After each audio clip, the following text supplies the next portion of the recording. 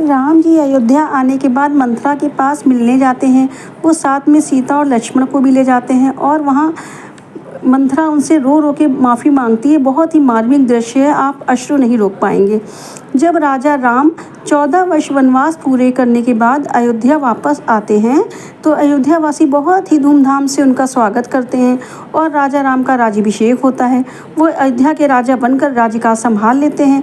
अयोध्या के राजा बनने के बाद राजा राम सीता और लक्ष्मण सहित मंथरा से मिलने उनके कच्छ में जाते हैं और कच्छ का दरवाज़ा खोलकर मंथरा माई आवाज़ लगाते हैं। श्री राम कहते हैं मंथरा माई कहाँ हो?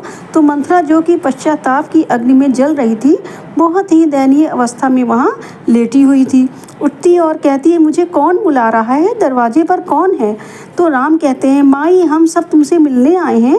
वो तीनों को देखकर अचंभित हो जाती है और भागती हुई राम और सीता लक्ष्मण के पास आती है और कहती है राजा राम आप आ गए, राजा राम आप आ गए, आप मुझे दंड देने आए हो। मुझे दंड दीजिए महाराज, मुझे दंड दीजिए। मैं 14 साल से तुम्हारा इंतजार कर रही हूँ, मुझे दंड दो महाराज। मैं 14 साल से सबसे कह रही हूँ मुझे दंड दो, लेकिन किसी ने मुझे दंड नहीं दिया।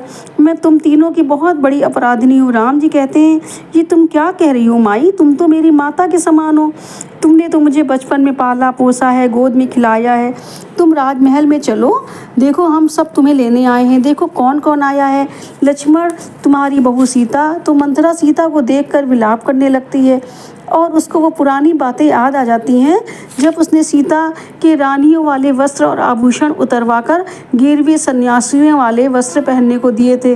तो राम जी कहते हैं माई इन्हें आशीर्वाद दो। तो मंथरा कहती है कि मैं आशीर्वाद देने की योग्य नहीं हूँ, मैं तो बहुत बड़ी अपराधिनी हूँ। हे सीता, हे लक्ष्मण, तुम ही मुझे दंड दे दो। तो लक्ष्मण कहते हैं नहीं माई, हम लोग तो तुम्हें लेने आए हैं। तभी राम के कहने पर सीता माँ मंथरा के चरण स्पर्श करती हैं। मंथरा उसको गले लगाकर रोते रोते कहती है मैं अपराधिनी हूँ, मैं अपराधिनी हूँ। मुझे तुम लोगों का इंतजार करते करते 14 साल बीत गए। मुझे माफ़ कर दो हे राम, मुझे माफ़ कर दो। हे लक्ष्मण, मुझे माफ़ कर दो।